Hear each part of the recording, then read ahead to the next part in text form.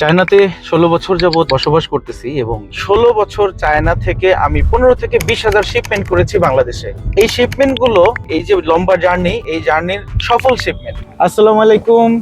একটা গাড়ি চালানো এবং একটা ব্যবসাকে রান করা, দুটার মধ্যে অনেক অনেক মিল দেখা যায়। একটা গাড়ি চালাতে গেলে প্রথমেই আপনার হাতে চলে আসবে সিকিউরিটি বেল্টটা আর কি। যেহেতু অনেক দেশে ঘোরাঘুরি করেছি, গাড়িতে উঠলেই প্রথমে এটা হাতে চলে আসে। তারপর দেখতে হবে হ্যান্ড ব্রেক ঠিক আছে কিনা। এই হ্যান্ড ব্রেক এখন পায়ে চলে গেছে, আগের গাড়িগুলোতে হাতে ছিল। আধুনিক গাড়িতে এরকম প্রতিবার যখন আধুনিক গাড়িগুলোতে আপনার সংযোজন তৈরি হবে, তখন সেগুলো সম্পর্কে আপনার কিছু আইডিয়া কালেক্ট করতে হবে। এরপরে লুকিং গ্লাস দেখবেন, তারপর আপনার যাত্রা শুরু, আগে পিছিয়ে দেখে যাত্রা শুরু করা। এটাই হচ্ছে একটা দক্ষ ড্রাইভারের কাজ। এটা আপনি করতে পারবেন তখন যখন আপনার গাড়ি চালানোর অভিজ্ঞতা কমপক্ষে 10 বছর হবে। এটার সাথে চায়নার ব্যবসার অনেক মিল। চায়নাতে 16 বছর যাবত বসবাস করতেছি এবং 16 বছর চায়না থেকে আমি 15 থেকে 20,000 শিপমেন্ট করেছি বাংলাদেশে।